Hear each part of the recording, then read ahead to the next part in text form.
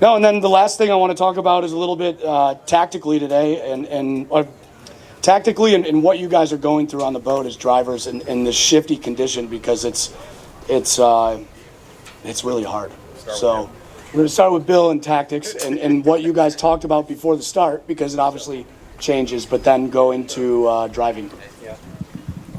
Sure. So I think we do probably what a lot of folks do. Before the start, you're trying to pay attention to obviously where looking at where the weather mark is, where the breeze is, which phase it's in relative to the weather mark, if you're in the right phase or left phase, and that's going to help you, kind of pick a little bit where you want to start on the line, but also looking upwind and seeing where the next shift's going to come from. And it's kind of hard, everybody's thinking at the start, but 2-3 minutes to go, kind of looking up the course and really seeing where we think the next shift is going to be and working towards that breeze.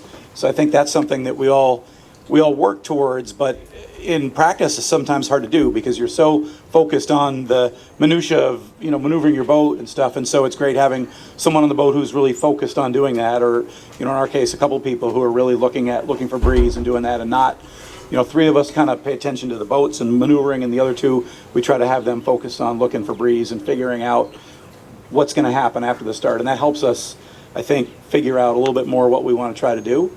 We don't always succeed at it, but at least we're thinking that way.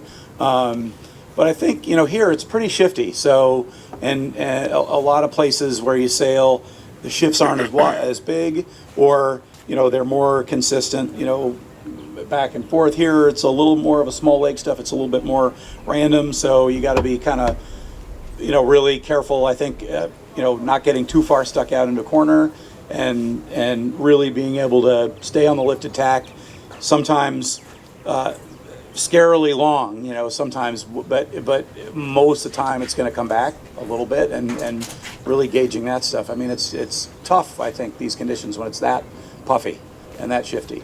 So I'm curious to hear what you guys have to say. I don't know, I didn't see anything today. I was going to say, I don't know what you were looking at today, but I was looking at some telltales and water in front of the bow. And if I say anything other than that, there'll be some really unhappy people on the front of the boat. No, I think today, and we talked about it on the way in a little bit, but anytime you're sailing in a super shifty venue, it really is going to end up being something quite as simple as, sticking to your side. 9 times out of 10, it'll bite you.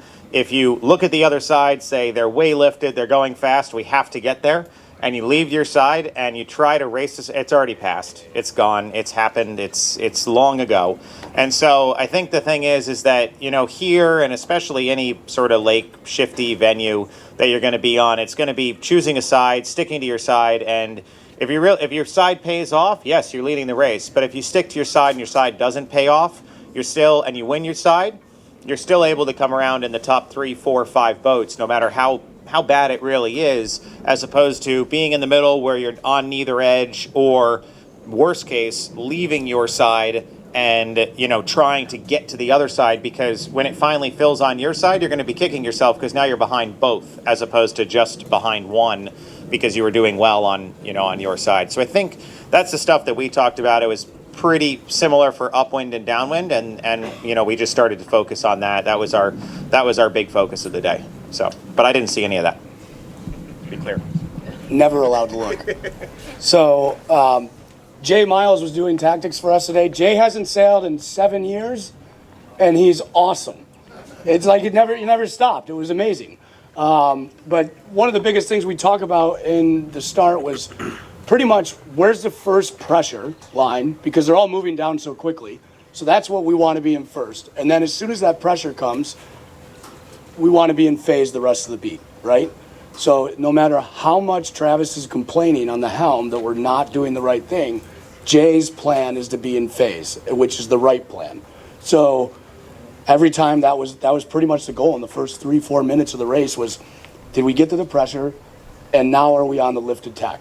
And I mean, a lot of the times, even if you saw the fleet and you were kind of headed and you're like, well, you're good with the fleet, we just get on the lifted tack because, like you said earlier, it's probably going to come back here. It's really small lake sailing, so most of the time it'll come back unless you're on the top of the course. So again, just staying lifted, bow forward of people if you are around other boats. I'm a big stickler in the J24 for not letting other boats bow forward of us if we're in a controlling position, because a leeward boat 9 times out of 10 wins out in a shifty venue in a J24, being bow forward on you. So that's some of the stuff we think about, and it's tricky. It's tricky here, but it's a lot of fun. That's all I have to talk about today. Anybody else have questions? Yes. So the question is, how do you pick up which side of the race course or which side of the starting line you're going to go to when you see the pressure coming down? And when I'm setting up for the start, we're looking at that pressure that's closest to us at that time. I'm not looking at anything at 5 minutes out. Even though we're looking at pressure coming down, we're trying to guess which pressure is going to be at our rate or at our starting line 5 minutes out, but that's pretty hard to do. So within a minute and a half, we see, when we are 2.5 minutes probably, you see the pressure coming down the right side. We kind of sneak to the boat end and try to take that pressure first, vice versa for the left side. So it's really, 2.5 minutes to go is when we finally say that pressure is going to be here first. Let's get to that and then see which way it heads us. Yep.